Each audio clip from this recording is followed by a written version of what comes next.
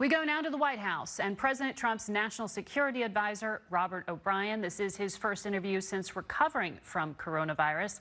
Good morning to you, Ambassador. We have just hit 5 million cases in this country. You were a lucky one. You recovered. How are you feeling, and do you have after effects?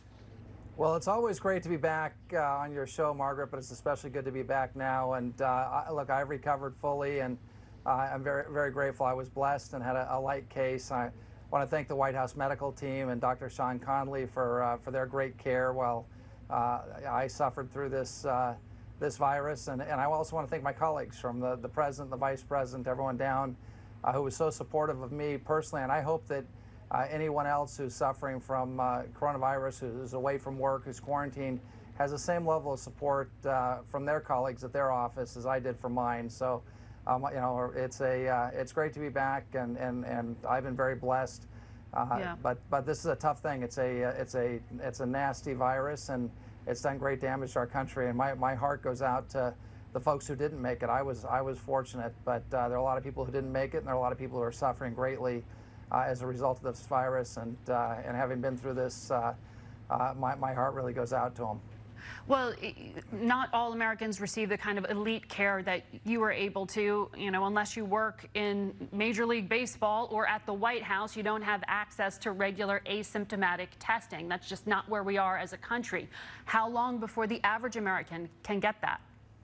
Well, we're working on testing, and I think what's happened with testing in America is really a miracle. I mean, there's no country in the world that comes close to what America is doing on testing. But we're working on getting more testing out there, and our great American companies are coming up with faster tests, more mobile tests, and we need to get testing out there. But it's not just We were testing. supposed to be at 5 million tests a day at this point. We're not nearly that. In fact, we're now at 5 million infections as a country. Well, we've had a lot of infections as a country, and again, this is something we need to keep in mind. I mean, this came out of China, and we've been fighting it ever since. The whole world's been fighting it, and there have been hundreds of thousands, or maybe over 1 million people worldwide who've been killed as a result of this virus. And we've got to remember where it came from, but we're going to fight like heck. We're working hard on vaccines. We're working hard on testing machines that are portable and fast, so that people around the country can be tested quickly. We're working on therapeutics. I mean, I'm so impressed with our scientists and our doctors and our first responders and the folks who are attacking this disease, and God bless them all. Well, we know now that Congress and the White House were unable to come to this agreement on more funding for things, including a boost to testing. We also, because there's no agreement, don't have that boost to election security funding that Democrats were asking for. Ambassador, this country has never voted in a pandemic. Don't you need a boost to election security for states across this country? Don't you need more money before November? Well, we're working on that with Congress, and what's really a shame, and you had a piece in your lead up to my conversation with you about the eviction that was taking place. I mean, we have people that are going to be facing eviction, and the president took executive action because Congress wouldn't come forward to help people who are being evicted. So the president on election security, action. that was not actually included in these executive actions. Are you saying you do expect a bill to pass before November? Well, I hope so, and I want to make it clear there's been no administration that's done more for election security than this administration. Remember, the things that happened in 2016 and prior to that were under prior administrations. We've been putting hundreds of millions of dollars into election security. At the NSC, we've been running a policy coordination process for months and months and months on election security. We're working with DHS, we're working with secretaries of state across the country. Yeah. There's no higher concern that we have than maintaining the free and fair elections that are the cornerstone of our democracy. And look, we know that there are people, you know, overseas, the Chinese, the Iranians, the Russians, others, who would like to interfere with our democracy. And we're gonna fight against that, and we're gonna take every step necessary to harden our election infrastructure, harden our cyber infrastructure, and protect our elections 100%. I want to ask you about that specifically because the intelligence community issued this very sharp warning on Friday detailing efforts to interfere. Looking at the statement from July 24th, though, the language there says adversaries are trying to access candidates' private communications and election infrastructure, and that's at both the state and the federal networks. That sounds an awful lot like what Russia did back in 2016. But now it's happening on your watch. So what are you doing to stop it? Well, what we're doing is we've got our cyber teams in place. DHS is working very hard to track down those malign actors. But again, Is it it's Russia not just again? Russia. Well, look, we know it's China. We know it's Russia. We know it's Tampering with Iran, election infrastructure?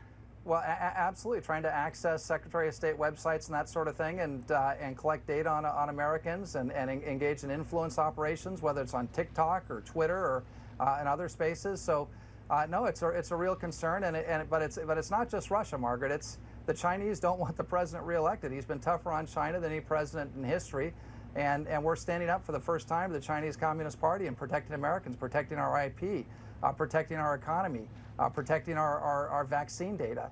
And so there are a lot of people around the world that aren't happy with America because they don't share our values. And that shouldn't be a surprise to anybody. And we're going to take every action necessary to keep folks out, whether it's China or Russia or Iran or Cuba or Venezuela or others. I just want to clarify something here, because in the statement that we saw Friday, the counterintelligence chief released this statement saying China prefers President Trump to lose, but it specifically referred to public statements, policy disagreements. Are you here today saying that China is tampering with U.S. election infrastructure?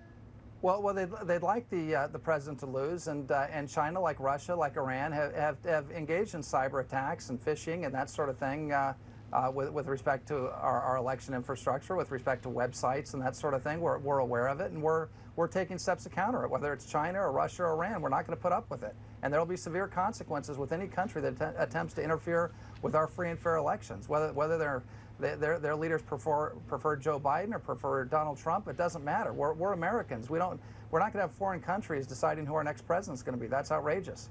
The statement Friday, specifically when it came to Russia, detailed an active campaign to denigrate Joe Biden. That was the language used, denigrate former Vice President Biden.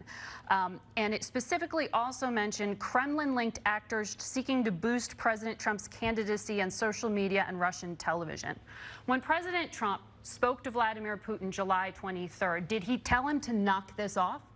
The president's told the Russians, and we've told the Russians, our counterparts, many times not to get involved in our election. But did President Trump tell that to President Putin? You know, what I don't get involved in, you know, unlike perhaps some of my predecessors or others who leak documents, I don't get into the conversations that the president has with foreign heads of state, whether it's Russia or France or the UK for that matter. Those are private conversations. But I can tell you, we've made it very clear to the Russians, very clear. No administration has been tougher on the Russians. We've sanctioned hundreds of Russian entities. We've sanctioned the troll farms. But they're doing it again, Rosneft. is what you're saying. So the message clearly wasn't received. Did President Trump say to Vladimir Putin, knock it off this time? Margaret, there's almost nothing we can sanction left of the Russians. We've put so many sanctions on the Russians that, by the way, that the prior administration didn't do. We've sanctioned the heck out of the Russians, individuals, companies, the government, whether it's related to Nord Stream or Rosneft. We've kicked out, you know, literally scores of Russian spies. We've closed down all their consulates on the West Coast. We've closed down diplomatic facilities. There's not a lot left we can do with the Russians, but nevertheless, we continue to message the Russians, and President Trump continues to message the Russians. Don't get involved in our elections. And by the way, that message is to the Chinese, and that message is to Tehran as well. Don't do it, because there will be severe consequences, and we've shown that. Keep in mind, all of these sanctions, all of this toughness on Russia happened under President Trump. Not under prior presidents, not under Obama-Biden administration.